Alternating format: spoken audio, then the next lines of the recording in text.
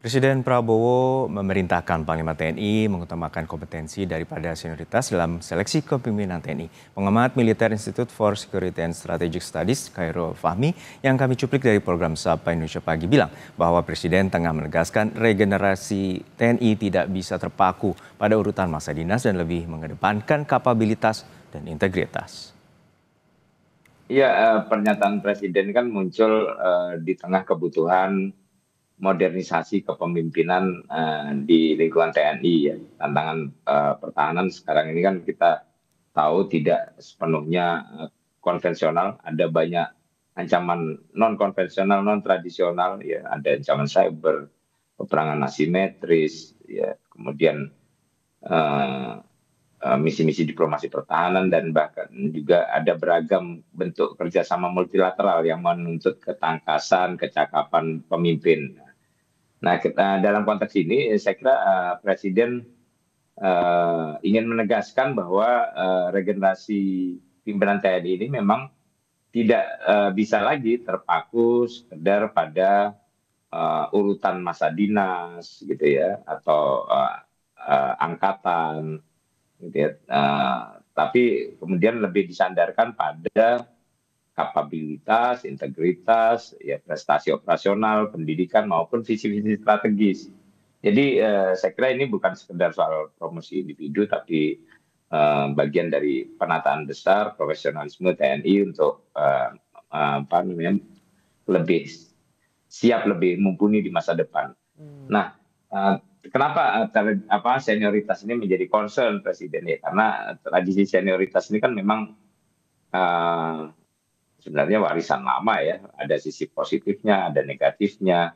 Eh, Misalnya di satu sisi dia senioritas itu memang dibutuhkan untuk menjaga harmoni, kemudian juga menghindarkan konflik antar generasi, menghormati masa bakti karena di lingkungan TNI, di lingkungan seperti TNI ini kan, ya militer lah dimanapun itu sangat kompetitif sebenarnya kan. Artinya kalau tidak ada harmoninya, kalau tidak konflik antar generasi ini tidak dihindarkan, ya bisa saja terjadi potensi-potensi kompetisi yang kemudian eksesif gitu ya. Nah, tapi di sisi lain, pola ini kan memang juga seringkali dirasakan membuat regenerasi berjalan lambat, kurang responsif juga terhadap perkembangan. Ada banyak perwira berkualitas yang kemudian tidak kebagian ruang, kehabisan waktu gitu, karena sistemnya kemudian menitik beratkan pada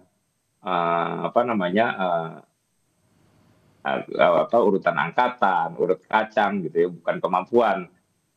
Jadi kalau kita lihat di masa lalu ada kasus-kasus di mana promosi yang hanya mengikuti antrian kemudian justru membuat jabatan strategis gitu ya diisi oleh perwira yang masa dinasnya tinggal sebentar, yang dampaknya ya kesinambungan kebijakan itu bisa terganggu dan sebelum sempat berbuat banyak ya sudah selesai masa dinasnya gitu. Tapi kemudian Pak Khairul, kalau melihat tadi ada dua potensi gitu ya. Yang pertama kalau misalnya kita dari senioritas gitu banyak yang harus ngantri kehabisan waktu. Kemudian kalau soal kemampuan gitu juga banyak yang kemudian dilangkahi dalam tanda kutip. Ini bagaimana menjaga keseimbangan antara memberikan kesempatan dan juga lagi-lagi ada urutan yang harus diikuti dalam tanda kutip gitu antara senior dan juga junior. Iya, sebenarnya kan ini kalau untuk menjaga keseimbangan pertama tentu harus ada komunikasi ya. Pimpinan TNI ya tentu perlu menjelaskan bahwa ini bukan sekedar menaikkan yang muda gitu ya, tapi mengoptimalkan yang terbaik kan gitu.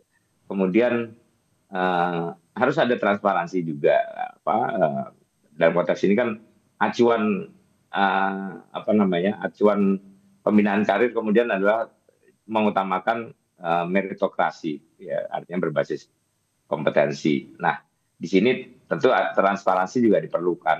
Ya. Penilaian kinerja itu harus jelas, catatan prestasi, rekam jejak, ini harus terdokumentasi dan bisa diuji secara internal gitu ya. Kemudian konsistensi ya.